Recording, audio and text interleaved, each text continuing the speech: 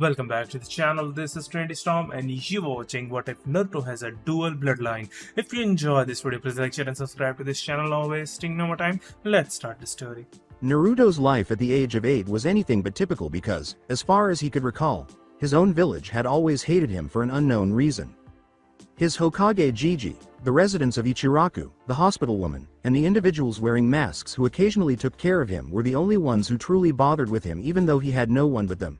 He felt compelled to try to fit in order to shield those who couldn't. Another thing that was kept from him was that his Gigi always claimed he inherited that trait from his parents. He was in this predicament, being beaten down by a group of genin. For that final reason, why do you ask? Was he being beaten by this group? He interrupted them because, in his opinion, it was wrong that they were making fun of a pretty blonde girl.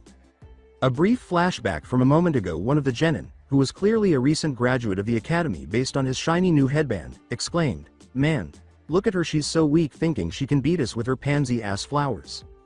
As the girl lay on the ground with tears welling up in her eyes, she yelled, "Leave me alone, you're the ones who started, wanting to pick a fight with me." Another genin mockingly said, "Oh, what's wrong, is the baby going to cry?" before he and the others started laughing. A voice behind them yelled, "Hey, leave her alone, you bullies," and they turned to see a little blonde boy wearing black shorts and a white shirt glaring at them. The boy whose parents served on the village council yelled, "Get lost, Brad, before we teach you a lesson too. Nobody messes with Konoha Shinobi," into the air. As he moved between the girl and genin, the blonde child yelled, "You're not Shinobi, you're just a bunch of losers picking on a helpless girl. Go and pick on someone your size." One of genin, who started making fun of the girl, said, "Hey Rai, isn't this that demon brat your dad was talking about?" The genin called out, "Hey, you know you're right, you want us to mess with someone else, then how about you?" And then he charged at the younger boy, the others following, and started beating him. The end of the flashback. Before they were apprehended, the boys fled after exhausting themselves from beating, leaving a boy hurt and a girl in tears. The girl crawled over to the boy and looked him in the eyes, asking, "Why?" through tears. The blonde answered, "Why wouldn't I? I couldn't let those fools hurt you." "But you're hurt, doesn't matter, better me than you." The girl replied, "It still doesn't make any sense." The boy stood up shakily and said, "I should get going, before anyone sees us." "Wait, you're still hurt." The blonde smiled and reassured him, "Hey, don't worry, I'll be fine." The girl replied, "Why don't you stay? Come on, we can be friends." The blonde asked, "Friends?" since he had never had any. The girl said, "Yeah, don't you have any?" and was told no. The girl smiled and said, "Well, that's not right, I'll be your friend."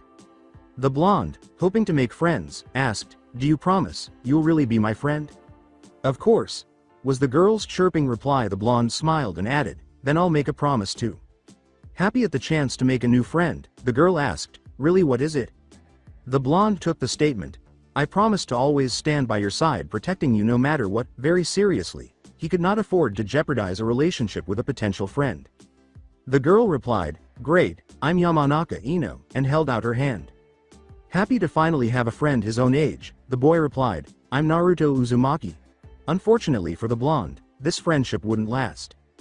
After 4 years had passed since he and Ino first became friends, and the blonde was so content that not even the villagers could bring him down.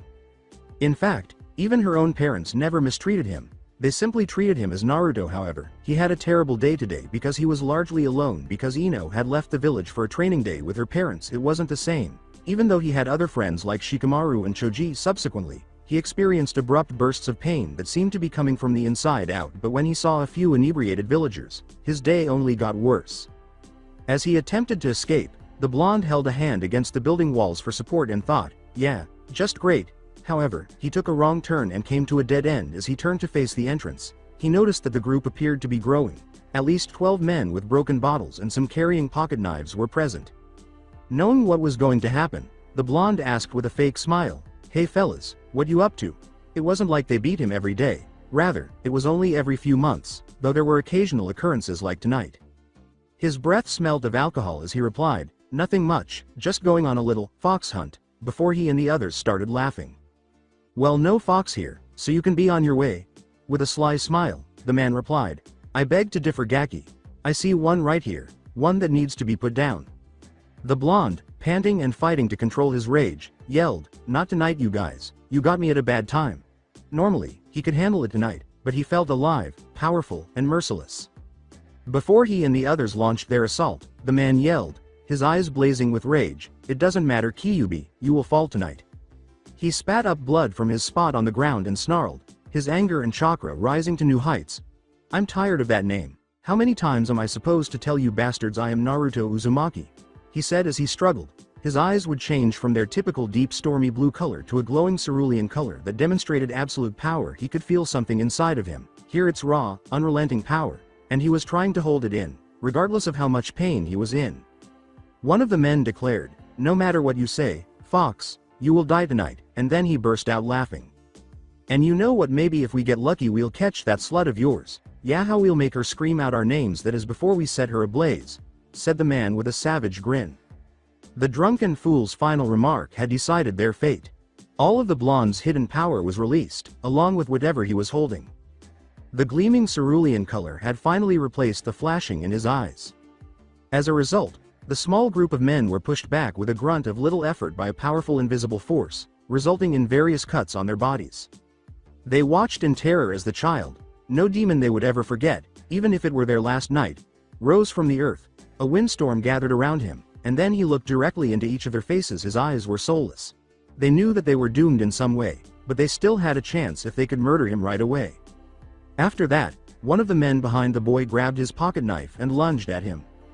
Before a blade of wind swung out and quickly but cleanly severed the boy's arm that held the knife, he turned his head slightly and gave the man a glare. However, he was beheaded by another gust of wind before he could realize how hurt he was and make a scene. The other men could only watch in horror as this occurred in just 6 seconds. They realized they were doomed at that point. "Die," was the only word the blonde muttered to stop the carnage, and the slaughter began. However, the teenager had no regrets about threatening his lifeline, the one person he would sacrifice his life for. The Tower of Hokage Naruto Uzumaki regarded Hiruzen Sarutobi, the proud third Hokage of Konoha, as a grandfather figure. The dread of all cages, paperwork, was what he was doing at the moment. Though he couldn't tell him about his proud ancestors until he unlocked one of his bloodlines, his thoughts kept returning to Naruto and how painful it was to watch the boy suffer. However, the blonde had not shown any signs of awakening recently, which alarmed his parents, that is, until he realized it was subtle but that he could sense it.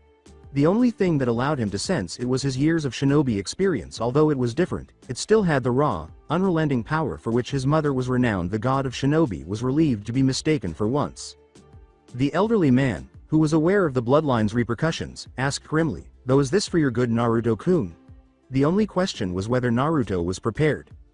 Sarutobi and his 2 most trusted Anbu leapt across the village's roofs and headed toward the howl's origin. Hiruzen landed 2 stories away from Naruto and sensed his chakra, but it felt much stronger. He turned and gave the order. Before the 3 arrived at the alley's entrance, they saw carnage. Men were chopped up like pigs. After receiving 2 affirmative nods to the statement, "Don't attack him, he may not be in control, but stay on guard."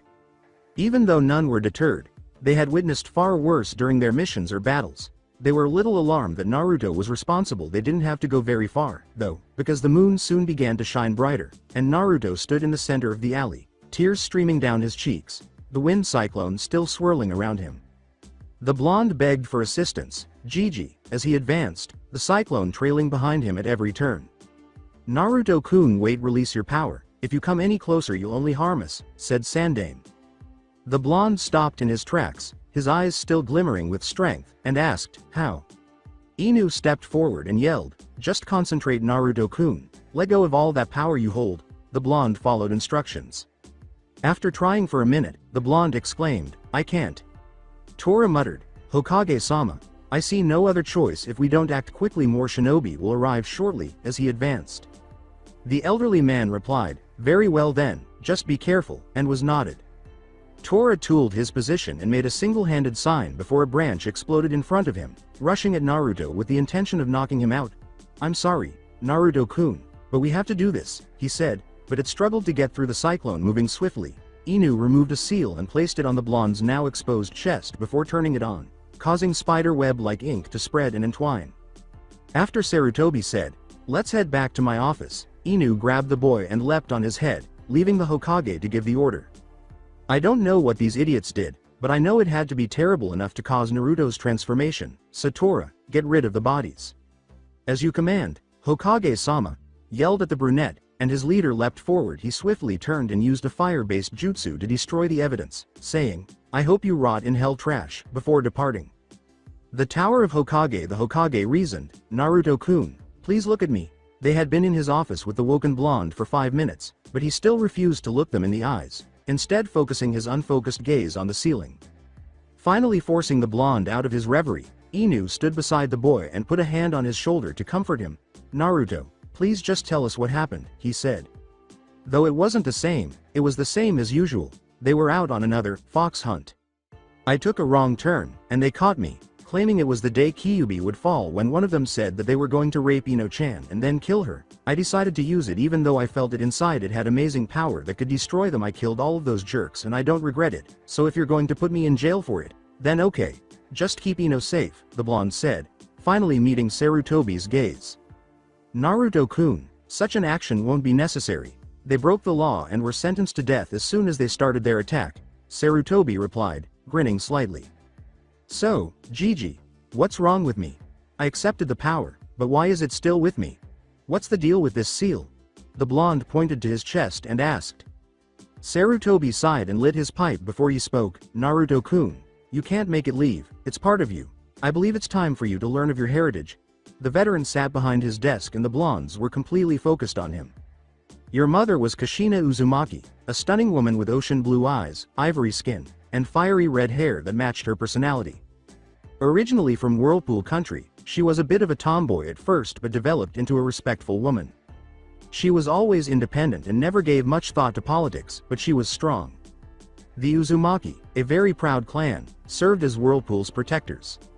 The entire group lacked ninja, as you can see. Their lineage differs from many others. According to the legend your mother told me, the Uzumaki are descended from the elemental gods. Their ancestry, Naruto the Yoso Kanju, element spirit, endowed them with the exceptional capacity to control the elements. Since fire was your mother's primary element, it was also her strongest and most powerful. The other elements followed, but they were more difficult for her to master. However, as a result of this lineage, their emotions were entangled with the element's power. Your mother once told me that she had lost control of her flames because she had been so enraged. However, the Uzumaki were hunted down by the Iwa during the First and Second Great Wars because they were perceived as a threat because they would kill anyone who threatened them or their way of life. With a distant expression in his eyes, the elderly man concluded, unfortunately, by the end of the genocide, your mother was the only one who managed to escape with her life, coming to Konoha where she met your father. The blonde was left to reflect on everything he had learned. I've been wondering for a long time who my mother was, and now I know, the blonde muttered as she looked down. I always believed that she hated me when I was born and left me.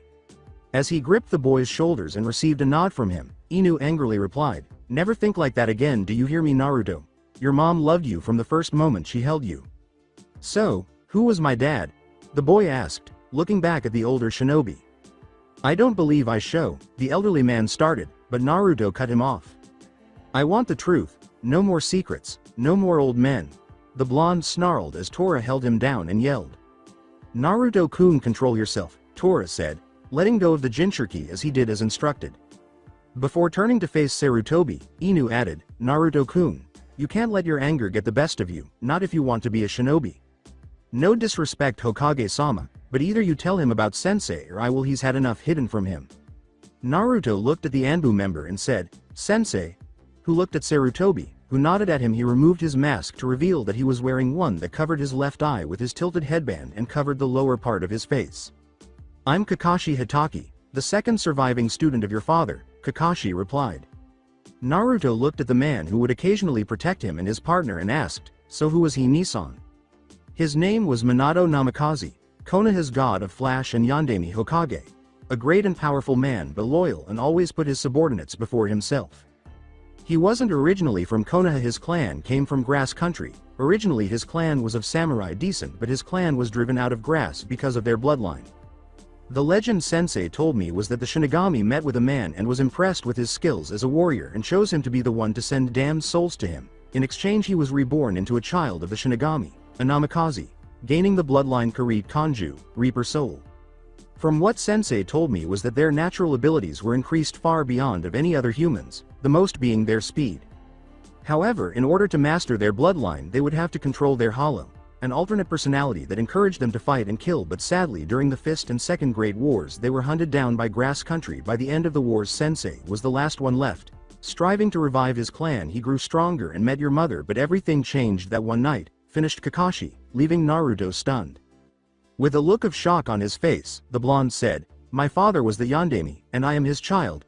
He had to ask because he was aware of the story but needed to hear it. He knew his father's fate, but what about his mother? What really happened that night? What happened to my mother? He asked. The Hokage responded with a sorrowful expression. That night 12 years ago, when the Kyuubi no Yoko attacked, the night you were born, there was little hope for the village's survival, until your father used it, the Death Reaper seal. He knew he couldn't kill the fox, so he had to seal it in a newborn child. He couldn't ask for another family to give up their child, not if he could use his own. As for your mother, she died shortly after giving birth to you. The stress of the attack caused complications.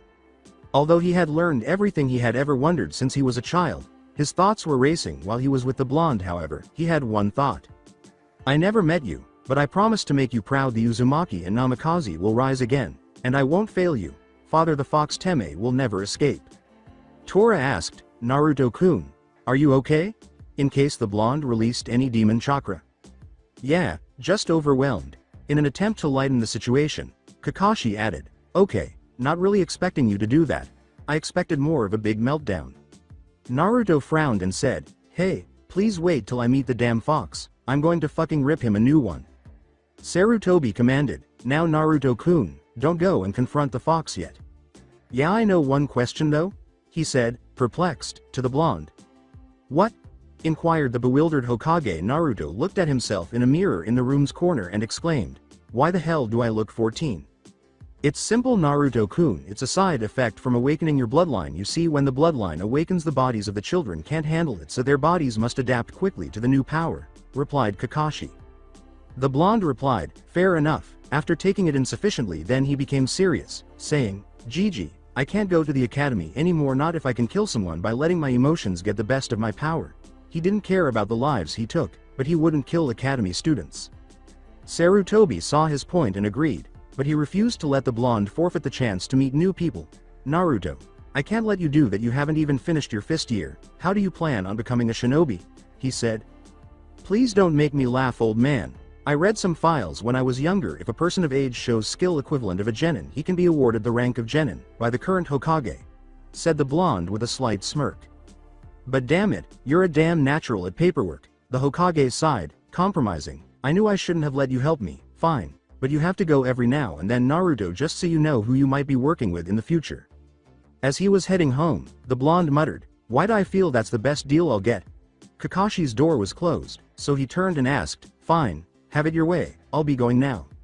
So who will be training the little Gaki? The Hokage grinned and said, I think it's time for his godfather to come back. After a week leaning against a tree where he and Ino would typically hang out, the blonde let out what felt like his 100th sigh of the day. He winced as he thought about the girl who had made his life easier. Hey, she always said it was our spot. He would miss her, but he had to let her go. The blonde thought bitterly, she isn't safe, not with me, at least because of Kyuubi, the villagers, heck even me, I can't put her in danger.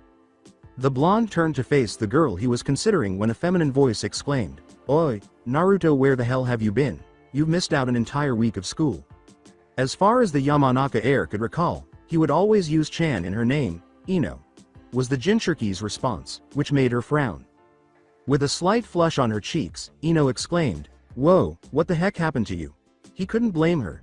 In addition to making him age to 14, the transformation had significantly decreased his baby fat, giving him strong muscles that would be able to handle his newfound power. The blonde muttered, nothing, just forget it. You look 14, Naruto, and I haven't seen you in a week. How in the world do you think I'll just ignore it? Naruto, did you use steroids or something? What the devil did you do to yourself? The boy retreated as the girl approached and began to be questioned. The girl tried to put her hand on Naruto's arm, but he stepped away when she said, what's wrong, and why have I met you out here? We could have this talk at my house? As he increased the distance between them, the blonde replied, there is nothing wrong with me, Ino, but at the same time, so many things have changed, causing things to completely change between us. What are you talking about, Naruto? As fear grew within her, the girl asked. The blonde tried to be unconcerned but found it difficult. Ino, we can't be friends, not anymore, not if that puts you in danger. We live in a damn ninja village, so what are you talking about, Naruto? What do you mean by danger? The heiress stepped forward and replied angrily. As he struggled to control himself, the male tried to reason, "You know who I am, what I hold. I am far more dangerous than some shinobi will ever be." Seeing her crying broke his heart. He was betraying his promise to her, but he had no other option. Go tell me what the fuck is wrong right now, Naruto. Damn you. You're only a boy, Naruto, so you can't possibly be that dangerous, yelled out the platinum blonde while staring directly into his eyes, her eyes threatening to burst with tears, replacing the menacing expression with one that was shattering the boy. You don't understand, I am death, and if I lost control of my abilities, I could kill people. I won't allow that to happen to you. The taller blonde snarled before lifting his shirt to reveal the seal that restrained his financial power. The girl stammered out, "And Naruto, what is that?" She had seen seals used in interrogations by her father, and she knew that had to be pretty complicated. What could easily kill you is being held back by this as he put his shirt back on, the blonde replied. But before you start this is barely holding it back, it's only a matter of time before it shatters. He knew he was pushing his luck by remaining with her for so long, and this seal was the truth. The smaller blonde ran towards the blonde male and then embraced him, tears ready to spill out of her eyes as she realized she was losing her best friend. It doesn't matter, Naruto-kun. Daddy, he'll help, and Mom too, and so will I. Just please don't leave me. You're breaking your promise. You're breaking me, she cried. The blonde returned the hug by burying his face in her hair and whispering, I know you would, but you can't. I'm a danger to myself, and more importantly, I can't let you get hurt, not if I can stop it. You'll move on. I'm going to leave, disappear from here. To others I'll be nothing but a ghost, to you I'll be a distant memory, soothed the brunette. I just want you to stay. I don't want that, Naruto. He cupped her chin and leaned down to kiss her forehead after the girl cried out once more, holding on to him tighter but losing her hold easily. Picking up speed, the blonde jumped over a fence that read, Forest of Death, and as he did, he felt the seal shatter and the wind began to gather around him, causing him to pick up more speed as he headed for the center of the forest. Goodbye, Inohan. He called out as he ran into the woods, leaving her behind. Tears already streaming out, he knew she would be safe knowing her father was nearby. He had instructed him to pick her up if she broke down. The jailer said, she'll be safe now, from the villagers. Once they see that I'm no longer around, they'll think that she is free from the demon's spell. He had training to do. After he saw the tower, he had met the old pervert of a godfather, and damn, the old pervert got the worst welcome home present ever. He had summoned his power and started attacking the old pervert, aiming to slice his limbs before he would slice of what made him a man. Nevertheless, the old pervert managed to survive by promising to help train his bloodlines. Well, bloodline until his father woke. The teen entered the tower and willed the wind to open the door for him as he made his way to the center of the floor. Jiraiya responded solemnly, ready to start Gaki, because for the next month this room will be all you see. A thin layer of wind blew past him, leaving a tiny cut on his cheek. Oh yes, this boy has quite a talent. To control his bloodline through just his will is great. He has what it takes to surpass his parents, but he still needs to be trained, Jiraiya said, smiling as the blonde said, I always am, old man. On a dark night in Konoha, when the light of the day had vanished and had been replaced by the darkness of the night and a full moon, a lone figure could be heard breathing heavily through the trees. Sensing that someone or something was pursuing him, the silver-headed figure landed in the center of an open field, turned around, and held a kunai out before yelling out, You bastards, come out here and take on me like a shinobi. Before he saw the eyes, however, a pair of deep glow cerulean iris that glowed from the darkness. The nin acted hurriedly and threw the kunai from his hand, sending it straight at the target, only to have the kunai miss completely as the target started to move, starting to circle the silver-headed nin. His only reaction was the wind getting faster and making it sound like howling that seemed to come from every direction. Go now. This wasn't supposed to happen. The plan was to sneak into the Hokage's tower, retrieve the forbidden scroll, and then get the fuck out of Konoha. However, someone had managed to find him, so he had to end this quickly before any more nin could catch up, ordered the nin as perspiration started to form along his brow. Come on out, I said. Damn it, called out the nin once more, but this time he received a laugh in return. He turned to face the source and noticed a figure's shadow approaching him. He acted swiftly and launched a second kunai, but the figure caught it. Damn, aren't you jumpy tonight, Mizuki Teme, and for a good reason too, stealing the Hokage's forbidden scroll, tisk tisk.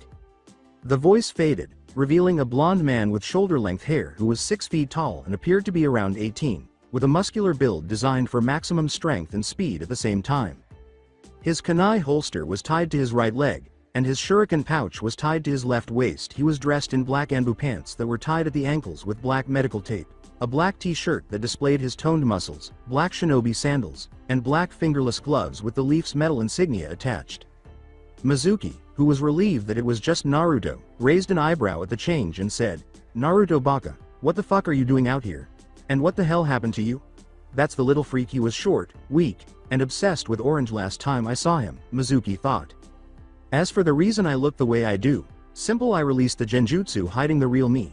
Deception is the key for a shinobi after all, and as for being here, it's my mission. If I bring you back along with the scroll, I become a genin," replied the blonde, who appeared uninterested. The blonde twitched when Mizuki grinned and said, "Ha ha ha, don't make me laugh, fox, as if you the dead last could ever hope to bring me in. I think I'll do this pathetic village a favor and get rid of you tonight." The blonde's iris took on the glowing cerulean shade once more as he said, "You know I have never gotten over that blasted name, but you know what, that's okay. I'll just have to take my frustration out on you. The old man didn't say I couldn't rough you up a bit." He smiled and started to walk forward. Mizuki launched a windmill shuriken at the blonde, but before it could reach halfway to the blonde, it was split in half, allowing the parts to safely pass right by him. "Give it up, Kyubi. Just roll over and die." Mizuki yelled. The blonde disappeared and then resurfaced next to Mizuki. Before starting his vicious attack on the traitor, the blonde only said, "Let's dance, Mizuki Teme." For the next 5 minutes, all that could be heard were Mizuki's agonized screams and cries, "Take it like a man." Outside the tower of the Hokage, from the assembled platoon of nin, a chunin shouted, "Hokage-sama, I implore you to let us pursue the traitor who has taken the scroll." As he lit his pipe and took a long drag while he watched the horizon for any sign of the blonde, Sarutobi replied, "There will be no need. I have sent an adequate shinobi hopeful after the traitor. He shouldn't be long now." However, he overheard the murmurs of, "Yeah, who else could he send the dead last? And, he must have sent Uchiha-san," were followed by laughter and a few glares directed at the shinobi who had made the final remark. "Though I guess I would have to give him some leeway. Idiots still think Naruto-kun is so weak. Naruto does play the part of an idiot far too well for his own good. However, it appears that he still has some fans," the seasoned ninja remarked with a faint smile. "If only you all knew that he trained with Jiraiya, he would have taught him about his bloodlines, sealing, taijutsu, and basic shinobi skills until he could perform them naturally. Of course, he didn't teach him any high-level jutsu." Before long, a figure was spotted approaching the group of shinobi, eliciting some humorous responses from them, including a few blushes from the kunoichi and slacked jaws from the nin, who believed him to be a dead last. The blonde said, "Yo old man, I got the dumb ass, sorry he's so fucked up, got kind of carried away, damn Teme got on my nerves," as he dropped the heavily injured traitor at Iruka's feet and gave Sarutobi the scroll. Iruka prodded Mizuki's arm, which was bent at an odd angle, causing him to groan in pain. "Damn it, Naruto, I thought we told you we wanted him alive, not half dead," he said. The blonde replied with a dark expression in his eye before kicking Mizuki again, eliciting a yelp. Sorry he wouldn't be this bad, but the little bitch wouldn't take it like a man, and made some rather rude comments about some people. Sighing, "What am I going to do with you, Naruto-kun? Katetsu, Azumo, please take Mizuki to the holding cell and get a medic to look after him," called out to the Hokage. "As you command, Hokage-sama," yelled at the pair as they picked up Mizuki, but in a Shunshin no jutsu, body flicker jutsu. He also exclaimed, "Way to go, Naruto," before they left. The blonde asked the Hokage, "Oi, Gigi, do I pass?" He knew he had passed, but he had to maintain his appearance in front of so many other shinobi. The old man held out a Konoha headband and said, "Ah, yes my boy, I believe it's time for you to take your right. I Hiruzen Sarutobi, Sandame Hokage of Konoha, appoint you the rank of genin. Do you accept?" The black cloth was his mother's, and the plate was his father's. He felt it was fitting that he should have it. Many of the shinobi were surprised to see the blonde demonstrating respect by taking the headband, tying it around his forehead, and kneeling on one knee with his head bowed. "I accept, Hokage-sama," the blonde replied. The Hokage smiled slightly and said, "Rise, Naruto-kun, I think it's time for you to head home and tell your sister and brother the news. I'm sure they're waiting for you." After a month of training, the blonde had moved in with the couple and was staying there until he could claim his own place. "Oh, crap, Rin Nisan is going to get mad at me again. See ya, Gigi. Iruka Nisan, Shinobi Sans," he exclaimed as he hurried off to the Hitaki household. Before laughing, Iruka remarked, "Man, that's so ironic. The boy can track down a traitor with no problem, but he runs with his tail between his legs as soon as he hears her." Before dismissing the group of shinobi, the Hokage said, That boy is so strong yet still so innocent at the same time. He knew one thing, though, and now that the blonde was an official shinobi, he could tell he would rock the shinobi world, if only he knew. Before team assignments the following morning, atop the Hokage monument, the blonde attracted the village's attention by screaming out, It's time for you to know the real me Konoha. It's time for you to know I won't put up with bullshit. The old Naruto is back. After he had altered the monument, the words, The return of the descendant shall mark the rise of a great warrior, were inscribed beneath the fourth Hokage, and there were tribal-like markings on each of the Hokage's faces. As he hit the play button on a control, the blonde muttered, Now that I got your attention, I think it's time to start the party. The truth is that he had begun with the guitar, a long-ago gift from Ino, then expanded from there and now did it to unwind. As he watched several shinobi pursue him, the blonde muttered, Bring it. This would be one of the final prank chases, and he intended to make it the most outrageous yet. Above the flower shop in Yamanaka, for what felt like the millionth time, Ino Yamanaka let out a sigh. She missed the Naruto she had known as a child, the real him. When they were kids, her father would teach them the fundamentals, and he would pick them up quickly and effortlessly. She always detested seeing him wear that stupid mask because she could see in his eyes that he wanted to show everyone who he really was.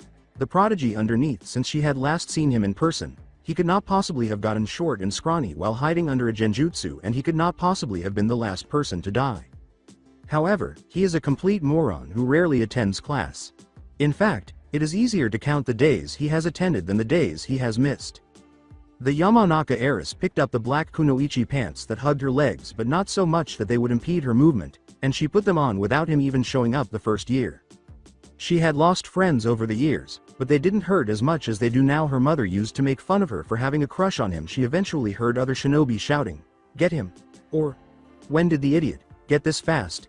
And looked out her window to see Chunin chasing a black blur around the rooftops. After concluding that Naruto was still wearing the idiot mask, she turned around and shut the window. She believed she would never hear the music until she heard the lyrics. She tried to ignore it by playing it in her head and reaching for her purple top and mesh shirt.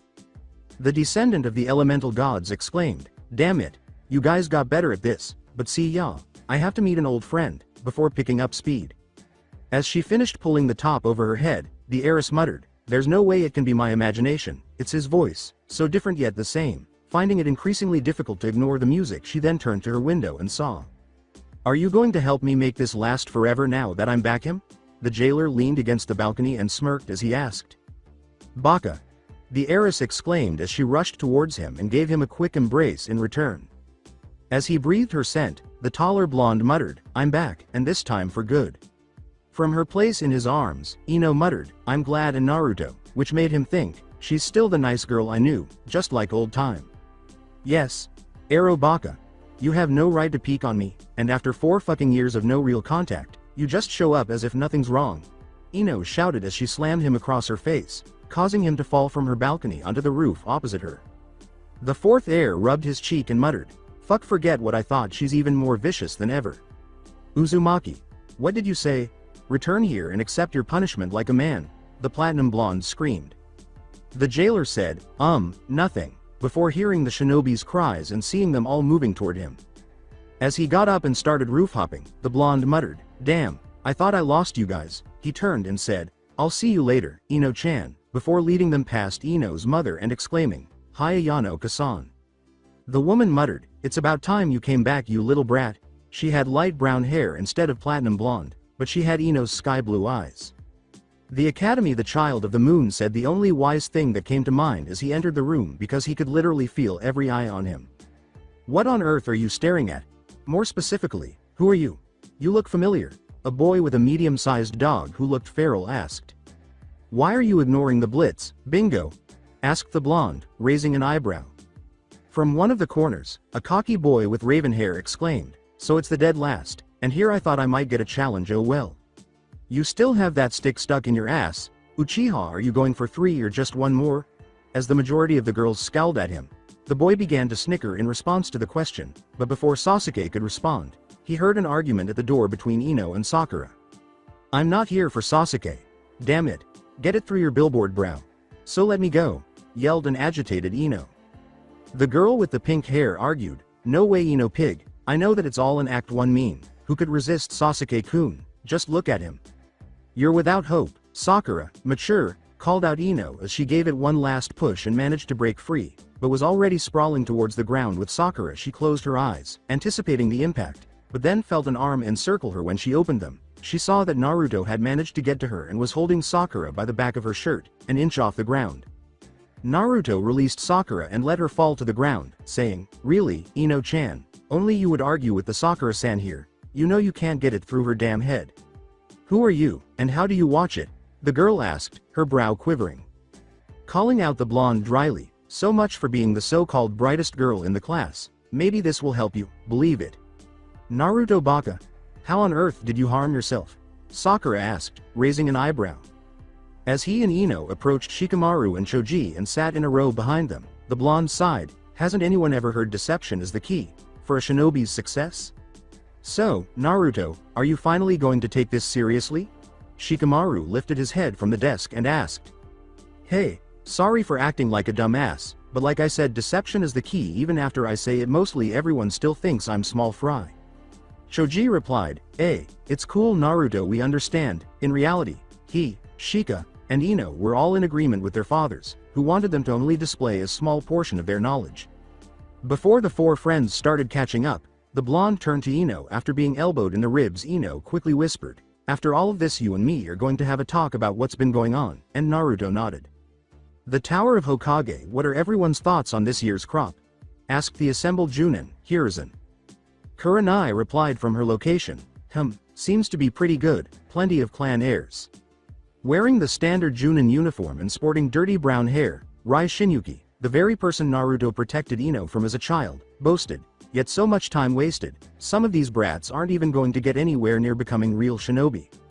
Rai glared at Asuma when she said, "You shouldn't be talking, Rai. From what I heard you were to fail as well, but your father on the council pulled some strings to keep you on the force." Sarutobi, however, stepped in before anything could happen, saying, "I think you have all chosen your genin, so if any of you would like to step forward and declare your students." Many nin thought, he must be going for the Uchiha. Kakashi was the first to step forward, which surprised them because he usually stood back and let others take the better of the crop so he could fail the rest. The copy nin's announcement that Hitaki Kakashi wished to take on Uzumaki Naruto as my apprentice, Hokage-sama, caused some of the assembled Junin to erupt. "Kakashi, are you crazy? Why Uzumaki? He's the last one alive, so if anyone should be your apprentice, it should be the Uchiha," Rei's response was. The copy nin replied, Why shouldn't I? If I feel the boy has great potential stored within him, why not help him? Besides, I doubt many of you really want him, and the class is uneven, so me and Naruto will become a two-man cell, supporting other teams when necessary." He continued, "Besides, you all believe that he is so great because of his blood. Well, he should be able to get along fine without any help from me. After all, what's the Uchiha saying? They're the elite of the elite." The Uchiha had been acting even more arrogantly ever since he activated his bloodline last year while trying to escape a horde of fangirls. Normally, Sarutobi wouldn't permit it, but Minato wanted Kakashi to train Naruto, and based on what Jiraiya sent him, he would require it. "I see the logic within Kakashi's explanation, so your request is granted, Kakashi," he replied. "Who is next?" Following genin selections, the academy, "Calm down, you jerks." He called out to Iruka, and sometimes he wondered why he had left Anbu to teach Chunin. Sakura interrupted him by yelling, "Iruka-sensei, why is Naruto Baka here? He's missed too many classes to be anywhere near genin level." Iruka said, "All right, you all know why you are here. You have all become shinobi of Konoha, and I'm proud to say everyone in the class passed." The class raised their eyebrows when Iruka responded, "Sakura, Naruto is here because he took an alternate form of becoming a genin, and was evaluated by the Hokage himself." In addition, Iruka called out to the squads before arriving, saying, "Beside that, it's time to announce your teams. Remember to trust in them. One day the trust could save your life. Along with this, I will announce what your squads will be focusing on." Each of the boys appeared happy with the choice, though Shikamaru was a little miffed that Choji wasn't with him. Squad 10, led by Sarutobi Asuma, Aburame Shino, Inazuka Kiba, and Nara Shikamaru, will be a tracking, capture, and combat squad.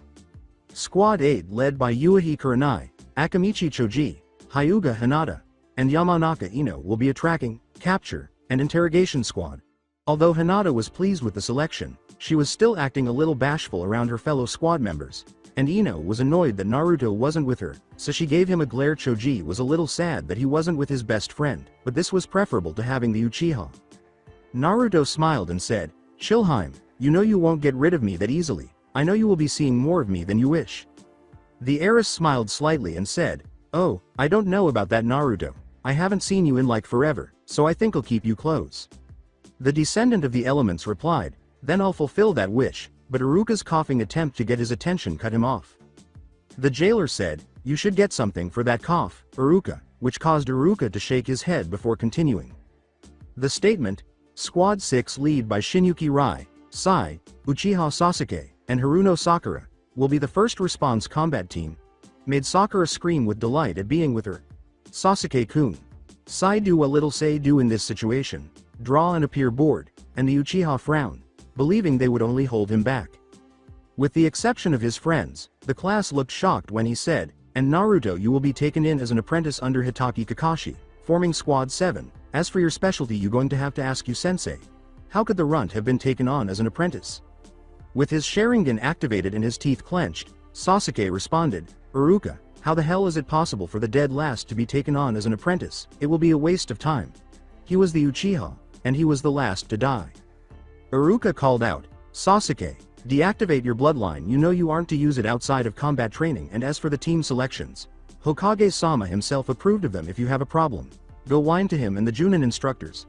Sasuke simply looked away in anger and said, "Whatever, the Junin is probably an idiot, besides the dead last needs all the help he can get." The Uchiha had become more, well, Shikamaru would say, troublesome, since switching on the Sharingan. This didn't sit well with Naruto, who didn't care what the brat said about him, but only he and Rin called Kakashi a fool. The boy was a pain in the ass from the beginning, and after years of him yelling at him while wearing the stupid mask, he was finally going to do what had to be done all those years ago. Let's just say the class was shocked at the results, and let's hear some of the reactions. Kitsune, the Kyuubi holder, stood up and strode over to the Uchiha, leaving Ino glaring at Sasuke. She thought the boy was attractive, but he had such a messed up attitude, and she wondered what the hell was Naruto going to do. "Holy munch crap munch," Choji exclaimed, almost choking on a chip from laughter. Very entertaining, but troublesome blonde, Shikamaru thought, grinning amusedly. Kiba was enjoying the show while eating a bag of popcorn when he thought, "Holy shit, the dead last actually did it. Damn, why didn't I and Akamaru think of that?"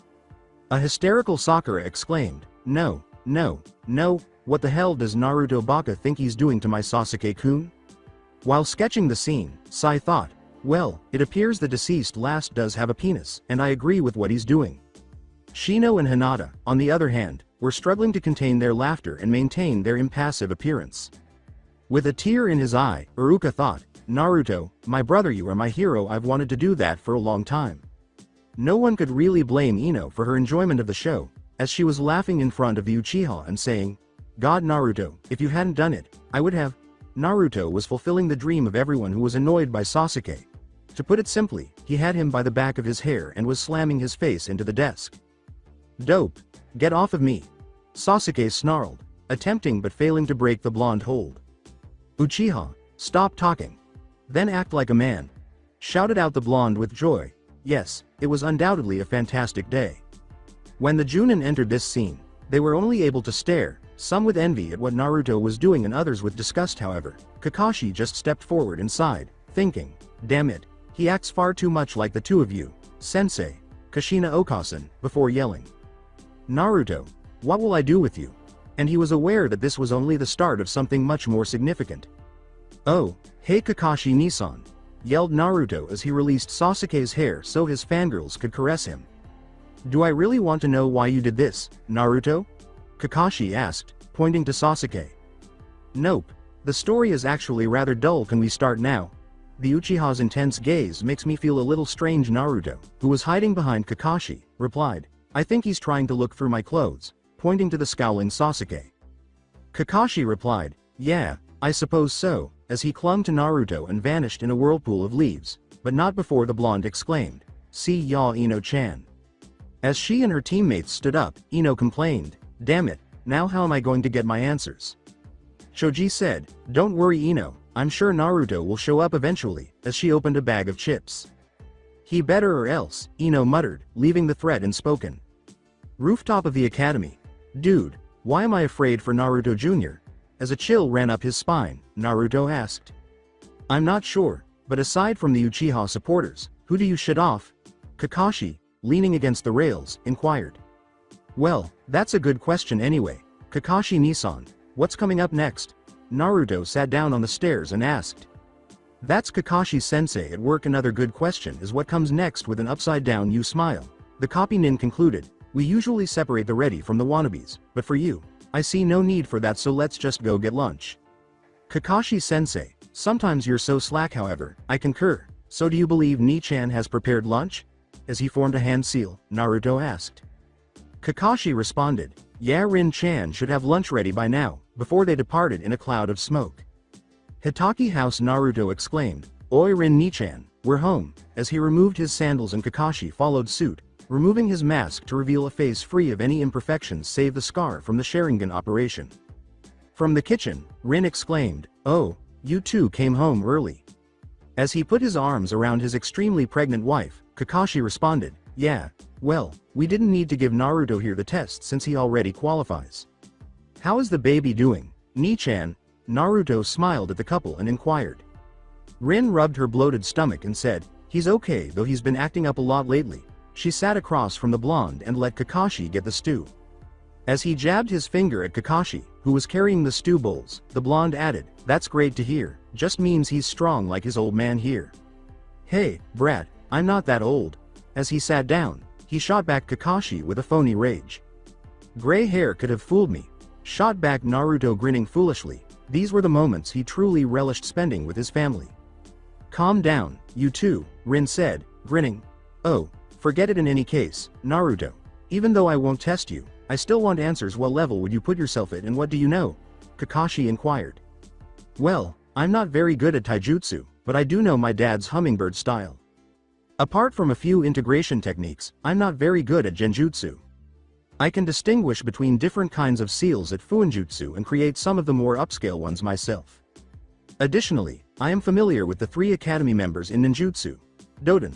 Dochu Aigyo no Jutsu. Earth Release. Underground Projection Fish Technique. Taiju Cage Bushin no Jutsu. Mass Shadow Clone Technique. Shunshin no Jutsu. Body Flicker Technique. Sweden. Tepodama, Water Release. Gunshot. Futon. Renkuden, Wind Release. Drilling Air Bullet. And Futon. Daitapa, Wind Release. Great breakthrough. Since I don't have much experience fighting actual shinobi, I would say mid-shunin.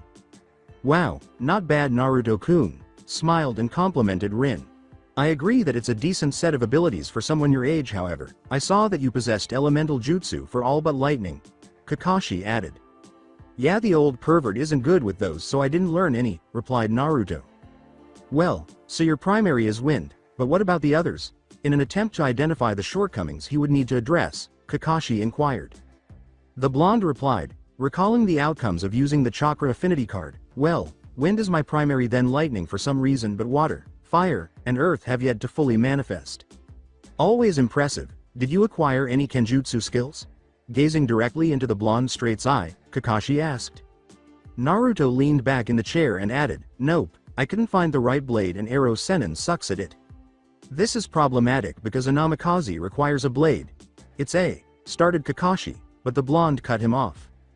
The blonde concluded, part of their being, and without it a namikaze won't reach his full potential. But the damn bloodline won't activate. Did Dad ever say what triggered it? She asked. The younger blonde inquired. Rin pondered for a minute before responding. Well, Minato-sensei said something about extreme anger. Great, exactly what Arrow Sennin said. Why does anger make my blood run? The other two laughed when the blonde asked in a dramatic manner, so the blonde changed the topic and called out. The words, Oi Nissan, Iruka said you would tell me what our squad's specialty would be, so spill. Also caught Rin's attention, as they both turned to face Kakashi, who was leaning forward with his head resting on his hands. The Junin, who appeared bored, replied, we'll be concentrating on assassinations and combat-oriented missions, though we will occasionally help others on their missions. The blonde grinned and said, sweet, I finally get to test my skill. He hadn't gone on anything that resembled a mission in a long time, and the last time he'd seen her.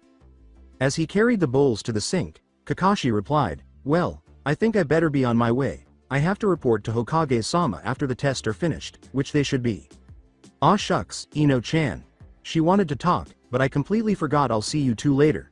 As he fled out the door in a panic, he called out to the blonde, which made them both laugh once more. Do you believe he will ever acknowledge his feelings for her? Rin asked as she got to her feet.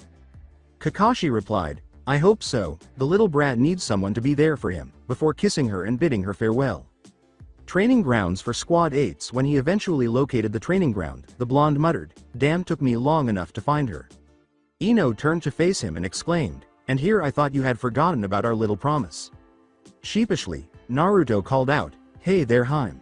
Uzumaki, don't you, hey Haim, me. With her hands on her hips, Ino commanded, I want my explanation. The taller blonde said, and you won't be here, how about our old meeting place? Fine, was said by Ino, who turned to leave but was stopped by two hands encircling her. Naruto yelled, nope, we're heading my way Haim, before they vanished in a flurry of foliage. The former gathering spot, the blonde, who had not been here in a long time, finally arrived and surveyed the location of their meeting spot. He walked slowly to the old tree and leaned against it, while Ino sat on the swing her father had installed for them when they were younger.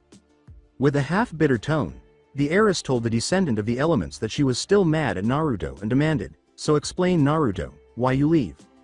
The teenager started by saying, I had to Ino, it was for both our goods.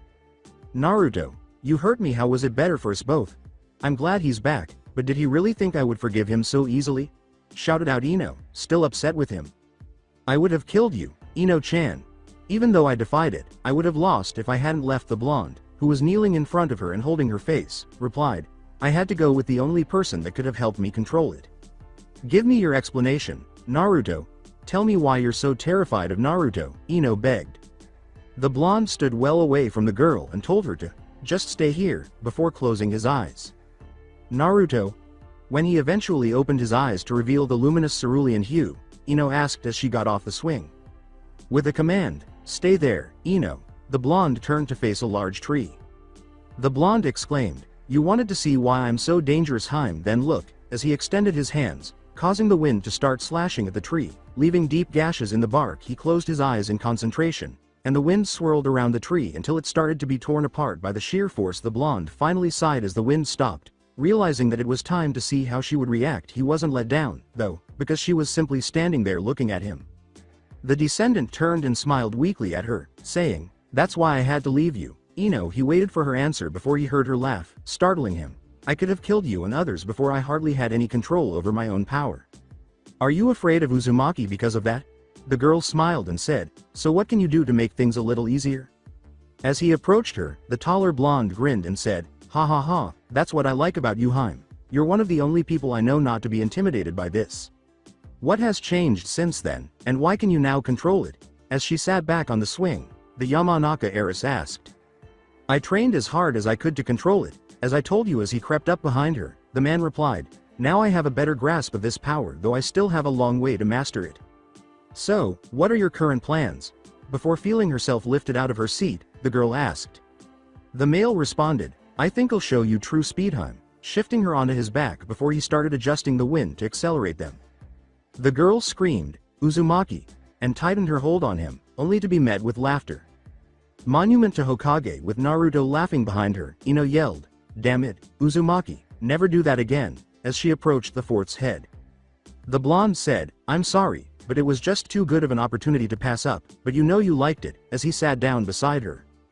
The girl, barely able to keep up with her gaze, said, maybe I did, but that still doesn't excuse you. But how were you able to keep us from crashing? The blonde rubbed the back of his head and said sheepishly, lots of practice and crashing into trees. Sighing, the girl playfully said, and here I thought you got all cool, which led to her fellow blonde jabbing her in the ribs. After dryly brushing the blonde back, haha, Ino leaned back and inquired, did your team pass the test? With a triumphant smile, Ino replied, yeah, it took us a while, but with Hinata finding Kurenai-sensei, Choji catching her, and me taking her out, we passed. The blonde smiled and replied, that's great to hear Haim. So Naruto, what about you? The girl asked, glancing in his direction. Yeah, I passed, though now is when the hard part comes. Kakashi won't let me slack off, and I can't afford to either, not if I want to get stronger, said the brunette with a sigh. Looking across the village, Ino questioned, why? We need to get stronger, but what's the big rush? The heir of the elements said, A week before I left, I discovered who my parents were. Ino hugged Naruto and said, "That's great, Naruto, so who were they?" She felt sorry for him because he had used the word, were, to indicate that they were dead. "That's just the reason, Ino-chan. I have to get stronger because they were strong. They made a lot of enemies, so I can't claim them as my parents till I become strong too enough to protect myself and my precious people," replied the jailer with a sorrowful grin. "Damn it, Naruto, don't get angsty on me. It doesn't suit you. I know that you will get stronger and you don't have to do it alone. You have me and the others too," replied Ino with a grin. As the son of the former Hokage replied, "Thanks, Haim." After 3 weeks, Kakashi stood on a nearby tree branch and exclaimed, "Again, Naruto." The blonde exclaimed, "Damn it, work already," as he closed his eyes and activated his chakra, which gave him a blue aura. When Kakashi noticed that his eyes had turned a bright cerulean, he yelled, "Okay, stop, Naruto." The blonde exclaimed, "Damn it, why won't you activate?" in reference to his Karit Kanju, Reaper Soul. While the first 2 bloodlines were used to hone his fighting techniques and skills, the two had decided to try activating his second bloodline for the past week. As they sat down by a tree, Kakashi suggested, "Maybe we should just give it some time. Naruto, all you're doing is going into your Yoso Kanju, element spirit." "However, I can sense the damned thing," the blonde replied, wiping the perspiration from his brow. "It's so close I just can't grasp it." "Well, we just can't force it open, I suppose. After all, bloodlines aren't like the 8 gates, said Kakashi. "Yes, I still don't like it, and I'm having trouble finding a blade." The blonde crossed his arms and whined. "Come on, let's see if Hokage-sama has a mission for us. Still no luck, huh?" As he got up and started to walk toward the tower, Kakashi said, "That should help clear your head." "Hey, hold on." As Kakashi accelerated, Naruto called out. The Tower of Hokage, the seasoned shinobi, grinned and said, "Oh, nice to see you, Naruto-kun. Kakashi-kun, just the two that I wanted to see. What can we do for you, Gigi?" As he made his way to the mission desk, the blonde asked. The Hokage replied with a melancholy smile, "It's about time for you to do your first mission for your specialty." The jailer's face turned stoic as he said, "Ah, I see, it's time for me to become a true shinobi." "Kakashi, do you think he's ready?" the older shinobi, observing the Junin, inquired. "Yes, Hokage-sama. Naruto here has shown excellent progress in the art of assassination and combat along with the other forms of the shinobi way." "All right, then we have intelligence about Rokusho Aoi, the traitor who stole the Raijin, who lives close to the Fire and Wave country borders. The god of shinobi gave you the order to locate Aoi and kill him right away in addition to obtaining the Raijin." The blonde smirked and said, "So we're going traitor hunting, huh? Sounds fun, old man." While taking the mission information from the desk, Kakashi nodded and added, "We'll be on our way. Hokage-sama, we won't fail." "Hey, old man," called out the blonde with a savage grin, and the old man waved and smiled back, thinking, "Aoi, I almost feel sorry for you, because you almost stole my sensei's sword. I hope it works better under Naruto-kun's control." The elderly man sighed and glanced at the upcoming mission before summoning squads 6 and 8 and their client. "Are these my ninjas?" An elderly man, whose words were a little slurred from alcohol, said, "I asked for shinobi, not children." Line of trees. After bidding farewell to everyone and packing, the teacher and students were now making rapid progress toward their goal. "Hey Kakashi-sensei, what's in store for us?" As he clung to a branch to get airborne, the blonde asked. "It appears that Aoi has assembled a small band of thugs and missing nins. However, the thugs won't be an issue because only chunins were seen among the nins," Kakashi replied. "So, it's just a clean job, right?" asked the blonde, who nodded in agreement. "Yes, but you do realize why we were sent in particular?" Kakashi inquired. As he leapt over a branch, the blonde said, "Yeah, I know. The old man is hoping I'll pick the Raijin." Soon after, they also started to move more leisurely because they knew it would take some time to get there, so they decided to conserve their strength. After 2 days, "How do you interpret the situation, Naruto?" As he and his pupil observed the assembly of damned souls, the copy nin questioned. 20 of the roughly 60 headcounts are shinobi, including Aoi, which is fewer than expected, the blonde replied. "The others are just thugs. It should only take a few strategically placed kunai to defeat them." "Good analysis, Naruto," commended Kakashi, his pupil. "All right, the strategy will be straightforward. We'll both launch an attack with a cage bush and ambush to cut down some of the opposition before using a jutsu to clear the way. Following that, Naruto, we work hand in hand to defeat them quickly and easily without displaying any arrogance." "What about Aoi?" As soon as the blonde saw the traitor, she asked. Kakashi responded, getting to his feet, "I'll take him out myself. The Raijin is a powerful weapon, it will be safer this way." "I apologize, sensei, but I disagree. Despite the sword's strength, it is not unbeatable. In addition to the fact that Aoi lacks official training in the art of the blade, shouldn't I take him out? After all, isn't the purpose to determine whether my bloodline selects the blade?" the blonde remarked. Kakashi sighed, seeing no problem with the reasoning, and replied, "All right, Naruto, you'll face Aoi, just be careful. He might not be the strongest Junin, but he's still strong. I'll do my best to make a way for you." "Hi sensei," was the blonde's response before the attack began. The two swiftly gathered a dozen shadow clones and had them encircle the camp before they gave the order to attack the two members of Squad 7, then launched a Kaden. Gokakyu no Jutsu, Fire Release, Great Fireball Technique, and Futon. Daitapa, Wind Release, Great Breakthrough, at the group. Surprising many of the men, the wind was the blonde's, so the fire created a bigger hit, surprising the already dispersed force, and they also took out a good number of enemies. "Naruto, be careful," called out to Kakashi as he cut an enemy nin's throat. "You too, sensei," as he faced his 6 opponents, 2 shinobi and 4 thugs, the young blonde answered. "Come on, it's only a child," one of the thugs brandishing a mace yelled, causing his fellow thugs to smile. One of the shinobi actually took the blonde semi-seriously when he muttered, "Stay on your guard, idiot. He's a shinobi, even if he is an idiot." As he closed in on the blonde who was waiting for the opportunity to attack, the thug yelled, "Just chill Ruko, I'll take care of the fool." Not anticipating that the blonde would jump over the swing and land on his other side before thrusting his kunai into his throat, the thug swung his mace at the blonde and yelled, "Now die you little fool."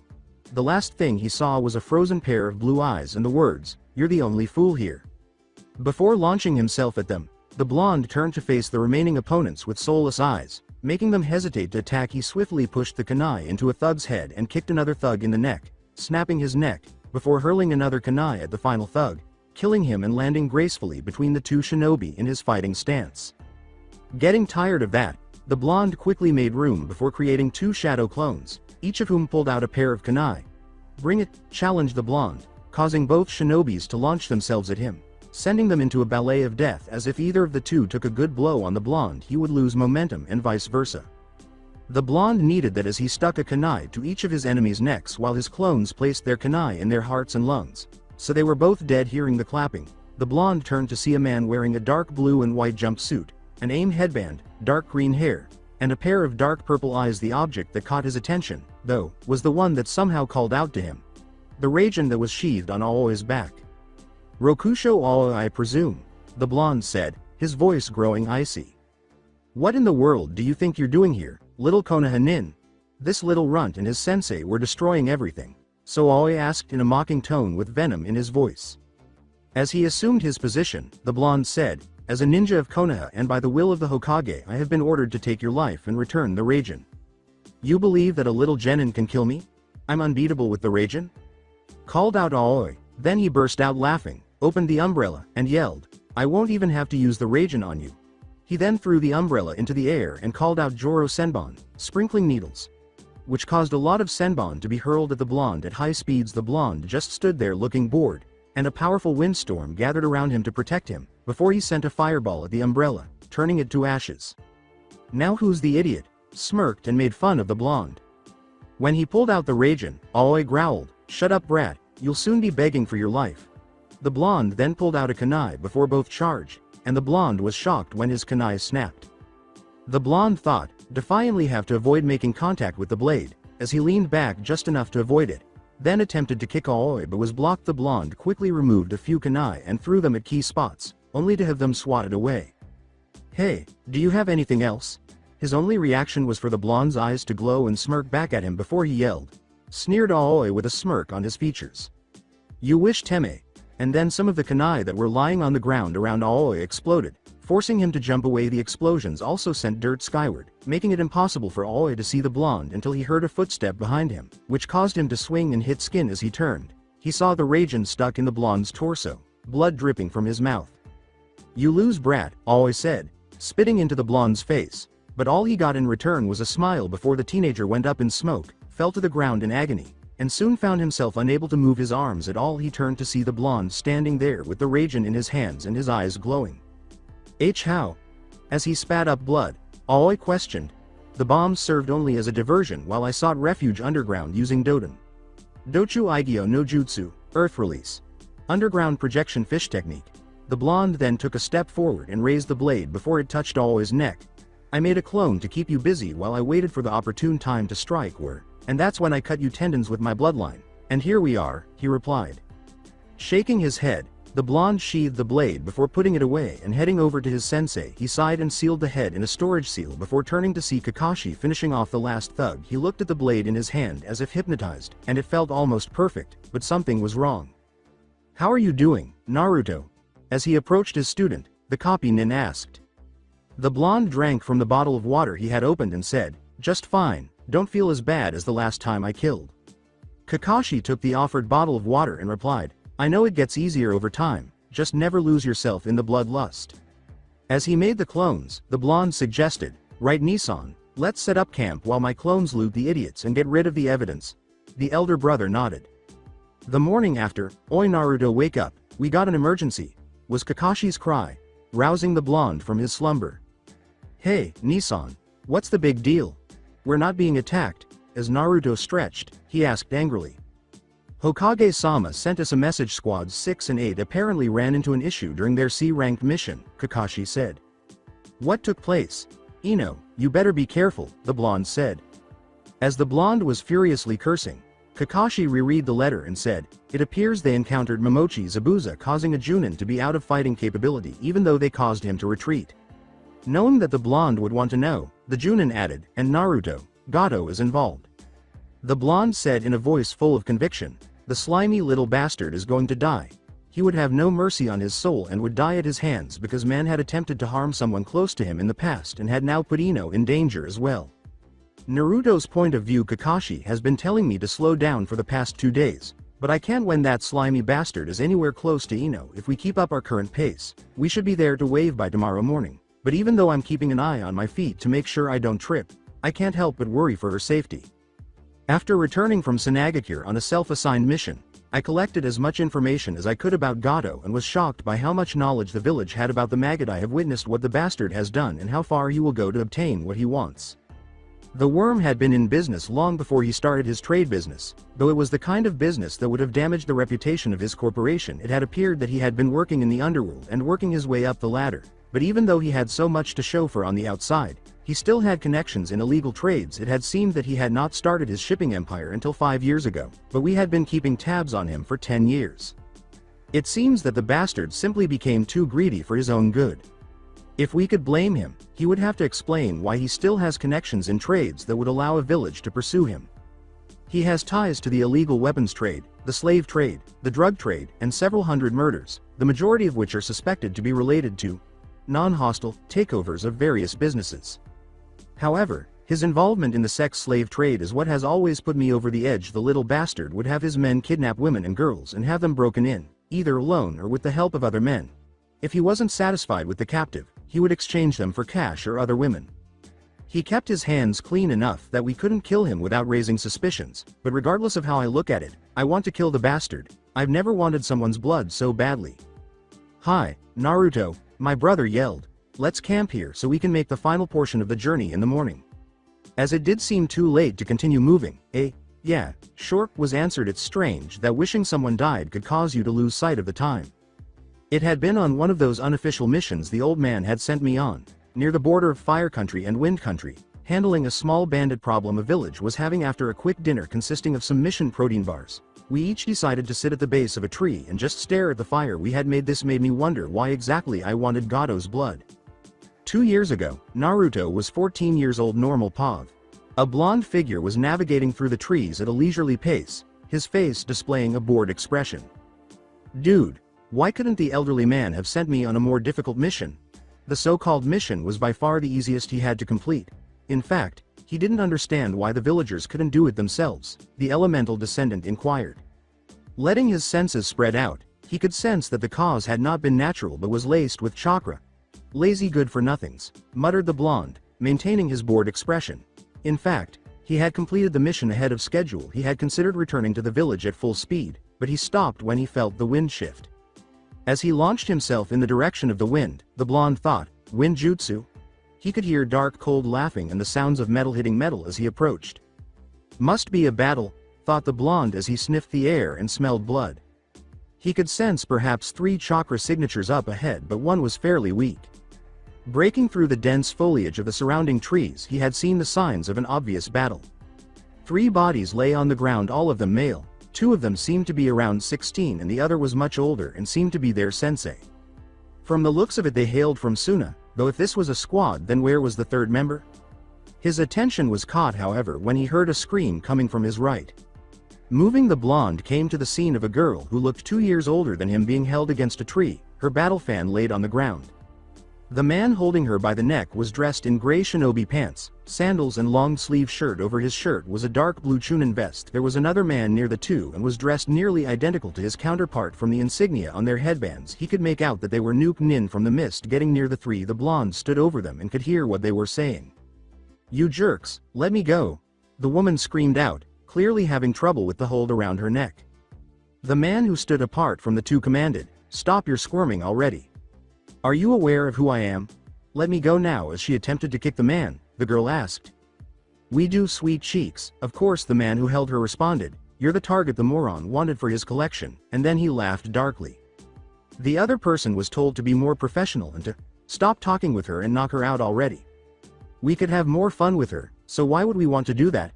When the man who was still holding her asked, the girl started to fight back more forcefully because she understood what that meant for her profession. "You fool, we don't have time to play with her. In addition, I believe the boss wanted her new," the man said, attempting to resist but starting to scrutinize her. "Oh please, stop being such a pussy."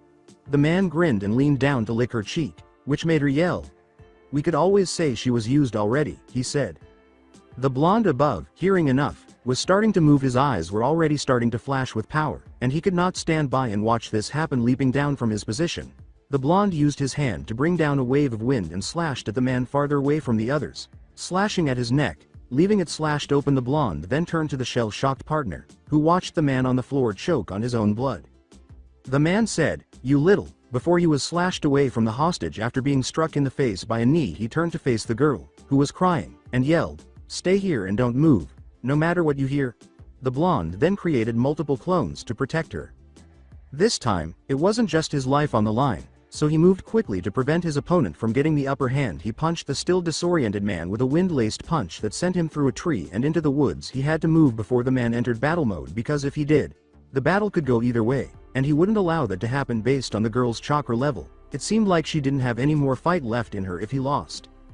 But when he got to the spot where he'd sent the man flying, the blonde realized he didn't need to worry, because the punch seemed to have more force than he had planned to use, because the man had collided with a tree, knocking it over along with several of its neighbors, and he was in the middle of the scene with one arm stuck under one of the trees, possibly broken. What caught the blonde's attention was that one of the branches had broken off and had passed through the man's torso.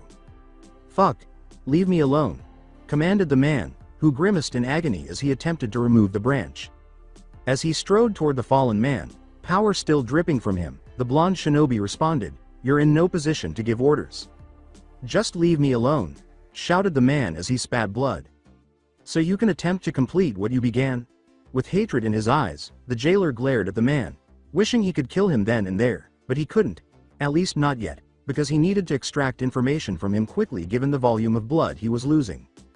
The young shinobi in training, who saw the man as trash, begged the man to, "Please just get me out of here," as he struggled to escape his confinement, but his pleas were in vain. The blonde lowered himself to the man's height and asked only one question. "Who? What?" As he gazed at the person who would determine his destiny, the man asked, "Who pursued the girl for you?" The elemental descendant's voice was sharp and hard as he demanded, "Give me a name." He had stopped playing games. The man said, "He'll kill me if I tell you." Despite being a shinobi, he didn't want to confront one of the wealthiest men on the planet. "I will kill you if you remain silent," the young blonde said in a harsh voice. "Tell me now and I might let you live." Twisting the branch in the man's torso as he let out an ear-piercing scream. He didn't like this method of interrogation, but he needed answers before the man died, and the quickest way to get them was through pain. The man finally answered, panting. As the man gasped in agony, he yelled, "Gado of the Marine Transportation Corporation," hoping the blonde would keep his word. "Fine then, I'll talk." "Are you certain?" the blonde glared as she asked. Yes, the man said, his eyes starting to wander. Now, please help me. The blonde gripped the man's hair and forced him to look him in the eyes, asking, wait, why did he want this girl? He would then ram home as much information as he could. He claimed that he desired her for his own enjoyment. He offered her the position of mistress, but she declined. The blonde narrowed his eyes in rage, thinking, so he wanted her as his sex slave. The man responded with a moan of pain as more blood was spilled, and the blonde thought, no matter, he would soon meet his end. As if nothing had happened, the blonde muttered, thank you for the information, and started to leave. You promised to let me live, but wait, so please, assist me, the man cried out in agony. Besides, you're a trash, deal with it, he said, shooting back the blonde as he pulled out an explosive tag and let it fly in the wind in the direction of the man. The blonde sighed as he left, thinking that he had better get back to the girl before she broke down on him. Why you basta? Was the last thing the man attempted to say before the tag exploded, engulfing him in the blast. Presenting Naruto POV and Naruto 16, I had discovered that she was Tamari no Sabaku, the daughter of the Yandere Kazekage. It appeared that they were ambushed after returning from a mission, and the two nukes had taken out their sensei and followed up with the two genin. I had escorted her back to her village, but during our brief time together, I found her to be so much like me that I now consider her a friend. After a while in the leaf, I started writing to her occasionally, but I had to report to the old man, who was not pleased with my absence. In fact, he had lectured me for an hour about not sending him, but he had warned me about my actions without disputing my intentions. He had sent the information I had gathered about the little bastard, but he doubted that the sand would find him. The little troll had done a good job of hiding himself. His name was known, but his location was unknown. The old man had slipped, though, and I started going through all the files we had on Tamari after he had finished his brief lecture. It appeared that my father had made a marriage contract with the Kazecage's daughter, who just so happened to be the girl I had saved. The old man had informed me that my father had made a marriage contract with the Kazecage's daughter, apparently, in order to maintain peace between the two villages. Hey, to be sure, the heir of the Namikaze was dead. To almost everyone in any case, this had just given me a reason to pursue Gato, but he was 2 steps ahead of me and had forbidden me from doing so, saying that he was too dangerous. My attention was drawn when Naruto called out to my sensei. Yes? I raised an eyebrow in question. You're laughing maliciously once more, he said, shedding a drop of perspiration. Sheepishly, I said, sorry, in a gentle tone. My brother added, Naruto, I know you want to get rid of him, but don't let your feelings get in the way of the mission. He had previously told me that he understood my perspective and that if he were in my position, he would be thinking the same thing. I understand that the mission and the others come first, so don't worry, I replied. Besides, the little bugger can wait. It was true that everyone's safety would be best, and once I had ensured that, I could concentrate on my own goals. Oddly, I was sounding like Sasuke. Perhaps I did share a trait with the Teme. My sibling called out, good then, let's get some sleep before we move out, and I nodded to him. Before each of us created a number of clones to watch over the night. We needed to get some sleep because we had been sleeping erratically, and if we didn't, our bodies would fail. Wave Country, around noon the following morning, normal POV. The two shinobi had already arrived at the small village where the teams were, but their spirits were a little down when they saw the state of the place. They knew they had to help this place because if they didn't, it would die along with everyone in it, and they didn't want that on their consciences. The village wasn't very big, but between the two brothers they had discovered where the teams were taking refuge. The two cautiously ascended to a decent 2-story house close to the woods and water. Kakashi, who was taking the lead, entered first and knocked on the door. A moment later, the door was opened, revealing Yuichi Kurenai, the leader of Squads 8. You were sent, Kakashi? As she stood in their way, not entirely trusting them, the rookie Junin asked. No one was that carefree on a mission, so she stepped aside and let them pass. Yeah, great to see you too, Kurenai. Kakashi shot back with a lazy wave. Yes, that was definitely him. I apologize, I just didn't think you would be here so quickly. The women clarified that Hokage-sama had stated that the reinforcements would arrive in 4 days. Indeed, it's likely that the elderly man was unaware that he had sent us, as he was escorted to what he assumed was the living room. The blonde casually added, like we would need 4 days to make it here. Kakashi could only roll his eyes at his justification, since the blonde had essentially dragged him here. In reality, they would both likely pass out soon from exhaustion, but they could wait because they were tools. When Sasuke saw who it was, he half-heartedly yelled, Tay, stand down you guys, it's just the dope. They had heard the voices, but they could never be certain. Nice to see you too, Sasuke-chan, shot back the blonde, who was exhausted but refused to give up. However, a blur of black and purple tackled him before the teenager could sit down, and when he looked up, he saw the Yamanaka heiress on top of him. "What are you doing, Ino?" asked the taller of the two, who was stifling a smile. "Hello, Baka. You know, I kind of hoped you were the one sent," the girl smiled in response. "Why, so that you could shield me?" Although he narrowed his eyes at the bruise on her left cheek, the heir of the element asked in a humorous tone. The shorter blonde thought aloud, you know that would be nice, but she avoided looking into his eyes. "Are you two finished yet?" When Kakashi asked, the two blondes got up and sat down, and he smiled. Seeing an elderly man with graying hair and a slightly sake-like scent, as well as a woman who appeared to be in her mid-20s and had long black hair hanging straight down, the blonde asked. "What's up with the lady and the elderly geezer?" "Our client is a man named Tazuna-san, and his daughter is a woman named Tsunami Kurenai," responded. "His grandson is upstairs." As the two recently arrived nin took a seat. "I apologize for that." Junin, who loved genjutsu, raised an eyebrow when the jailer explained, "Just making sure we don't have anyone we aren't supposed to have." The blonde had used different language, but she could tell he was merely trying to learn more and familiarize himself with the area. "So, what's going on?" The veteran Junin leaned into the chair and asked. "You are aware that Gado of Gado Corporation is the descendant of Tazuna. However, it appears that he has employed some missing nin to handle the issue." Before taking a breath, the women explained, "He had ambushed us with our guard down. Rai had engaged him head-on, leaving me with the genin to defend Tazuna-san. The only one we've encountered so far is Momochi Zabuza, the Demon of the Mist, a rank missing nin and former member of the Seven Swordsmen of Mist." Before swiftly transitioning to ninjutsu, they practiced taijutsu. After a few minutes, Zabuza's sword slashed Rai across the chest, preventing him from continuing the battle. "I engaged him while the others defended the client, but he played with me until I was almost touching his neck. He then used Suiro no Jutsu, water prison technique, to imprison me later. Thanks to the combined efforts of the genin, whom Zabuza treated lightly, I was released from prison. His accomplice, Nin, who was posing as a mist hunter, appeared when I was in the upper hand, put him in a false death state, and took the body and sword away." I completed the Junin with a sigh and submitted the aid request right before we left for Wave. Following a brief pause to allow the leading Junin to resolve the matter, he said nonchalantly, "Seems troublesome, but manageable." His student laughed and said, "Yeah right, sounds way too much fun." Seeing the expressions on his clients' faces, the sensei added, "Just ignore him for now. Naruto is a bit overzealous when it comes to fighting. But anyway, we should have a good week and maybe a few days before Zabuza recovers completely." Kurenai finished thinking and said, "So we should train for the encounter." He received a negative response, saying, "I want to test these genin before I decide anything." With a hint of exhaustion in his voice, he stood up and exclaimed, "Actually, before we start, I think it's best for me and Naruto to get some rest." As she turned to lead them, Tsunami said, "Of course, if you two follow me I can show to your room." Kakashi stood up and waited for Naruto to follow, but he yelled. After saying, "Actually I think I'll bunk with Inohime, I'm sure she won't mind," the blonde was given a slap on the head by the girl who muttered, "Pervert," before adding, "Yeah, try that again when you shower, Baka." Before Kakashi grabbed him by the ear, the blonde retorted, "Hey, try running at top speed to get here almost non-stop and tell me if you wouldn't sweat that much." He pulled him after Tsunami and said, "Let's go, you can play later," while the blonde hostage was screaming, "Not the ear," leaving the two brothers in a room full of shinobi who were swaying.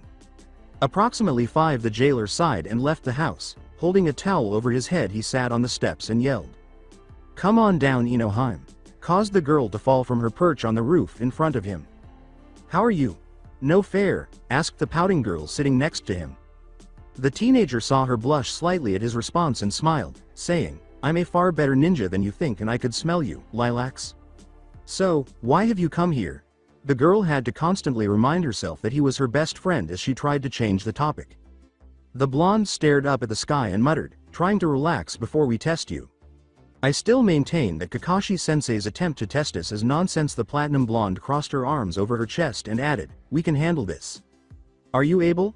As he prodded the blonde in the ribs, he said, "Looks like you all got pretty banged up." The jailer added that everyone had cuts, scratches, and bruises. The girl grinned and shot back, "What, Zabuza sent Mizu Bushin, water clones, at us, so I had to fight with the others." The blonde frowned and brushed his hand over her bruise, saying, "You're all lucky that's all you got. He could have lost her before he had even arrived." The girl shrugged and said, "Well, then I guess we'll try harder next time." The blonde, who was supposed to be the one seeking danger, said firmly, "Ino will aim for the kill next time. It's best for all of you to pull out of wave, me and bro can handle Zabuza." However, Kakashi summoned the group out in the woods before the girl could reply, suggesting that the test was about to start. Before heading over to the others, the girl added firmly, "I will not leave you here alone, Naruto. I thought I lost you once, but never again, not if I can help it." The blonde muttered, "It's not your choice, Heim." The truth is, he didn't want her to witness what he would do to Gato. He didn't know what he would do, only that the insane jerk would die, and the cause, the piece of trash dare try to hurt two of the people he truly cared for, was a death sentence in his mind, and he would be the one carrying it out. So that's it for today. I hope you guys enjoyed it. Don't forget to like, share and subscribe to the channel for more awesome stories like this. Thank you. See you all in my next video.